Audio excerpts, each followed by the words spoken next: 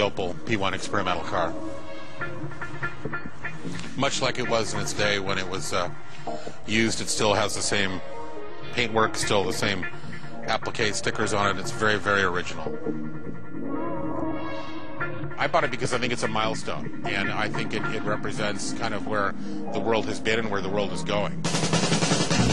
Hi, I'm Evan McMullen. I'm the manager of Cosmopolitan Motors in Seattle, Washington. We specialize in automobiles of historical importance.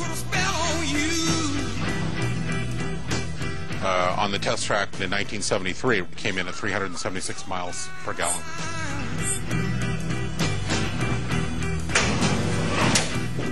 I kind of questioned it. I thought, is this really the case? Is this really something that is true? And I did a little research on it, and certainly it was documented very, very well as being the car that did achieve that. And then the more I looked at it, the more I thought, this car isn't even that special. And this was owned by Shell Oil Company, and it was a series of engineers who had done the work on it as part of a competition between themselves, and this was the one that finished the best.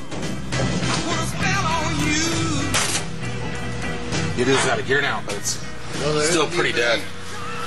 Any gas in the tube up there? Well, that's enough gas to drive it 10 miles. Oh, okay. I thought it was very representative of ingenuity at the time, and a little bit disappointing when you consider that the OPEC crisis initially happened in 1973, really when this car was being formulated by these engineers, and here it is another 15 years later, or excuse me, 25 years later, and we've still not been able to, 35 years later, come up with anything any better. You go back to Henry Ford's original creation, and it got 20 miles to the gallon easily. Here we are in 2008, and we're not able to achieve an average of 30 miles to the gallon in the United States. Certainly worldwide it's maybe that, but not a lot better. Here's a car that got 10 times that much in someone's spare time in their garage. Why is it so impossible for us to achieve something like that today?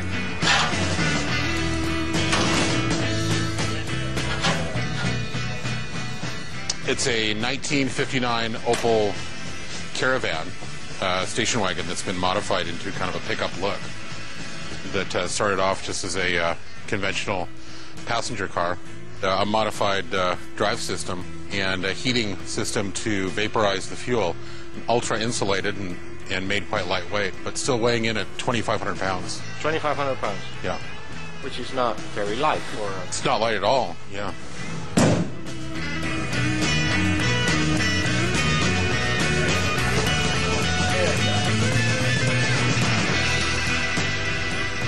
The creator of this car is very quick to discount its performance as being isolated for a track and not being something that can be done on an everyday basis.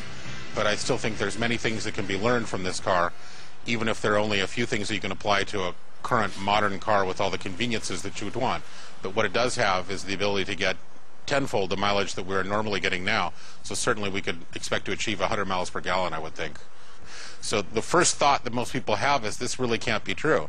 And the next thought is sometimes a little bit of anger, that they're frustrated that there hasn't been more done from industry and from government to try to enforce this kind of research.